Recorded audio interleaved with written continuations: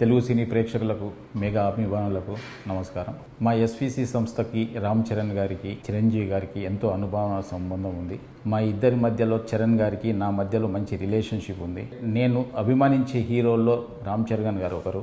ఆయనని అవమానపరచడం కానీ ఆయనని కించపరచడం కానీ నా జన్మలో నేను ఎప్పుడు చేయను. నేను ఇచ్చిన ఇంటర్వ్యూలో ఆయన గురించి చిన్న మాట దొర్లినా అది నా తప్పే.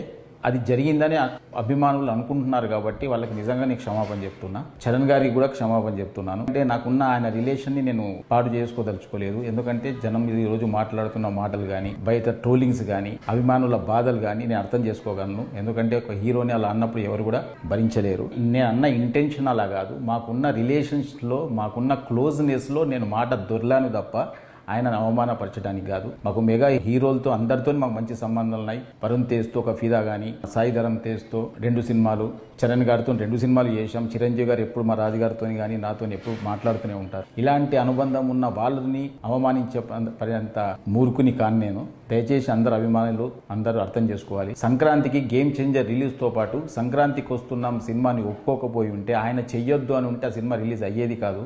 ఆ రోజు ఆయన మనసు గొప్పది కాబట్టి ఆ రోజు ఇబ్బందులో ఉంటారేమో ఫైనాన్షియల్గా అనుకుంటూ కూడా ఆయన, ఎందుకంటే పెద్దగా బడ్జెట్ అయిన సినిమా కాబట్టి మీరు మంచిగా దీన్ని కూడా రిలీజ్ చేసుకోండి అని ఒక గొప్ప మనసుతో ఒప్పుకున్న వ్యక్తి ఆయన. ఆయనని ఎందుకు అవమానపరుస్తాం? దయచేసి నేను ఆయన మాటలు కానీ అపార్థం చేసుకుంటే ఫ్యాన్స్కి అందరికీ నేను క్షమాపణ చెప్తున్నా. దయచేసి మా రిలేషన్ పాడు చేయొద్దు. మాకు మళ్ళీ నెక్స్ట్ ఒక ప్రాజెక్టు రెడీ అయింది.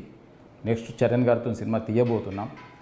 అలాంటిది అనవసరంగా మా ఇద్దరి మధ్య ఈ అభిప్రాయ భేదాలు తీయకండి అని అందరినీ వేడుకుంటున్నా. చూసిన ఆంధ్ర ప్రేక్షకులందరూ కూడా గమనించాలి. నాకు చరణ్ గారికి మంచి రిలేషన్ ఉంది. నేను ఆయన గురించి ఎప్పుడు తప్పు మాట్లాడను. ఇచ్చిన ఫస్ట్ ఇంటర్వ్యూ కాబట్టి కొంచెం నాకు తెలియకుండా కూడా ఏదైనా మాట దొర్లిందేమో, అలాంటిది కూడా ఏదైనా అర్థం చేసుకోవాలని అందరికీ కోరుకుంటున్నాను. Thank you very much.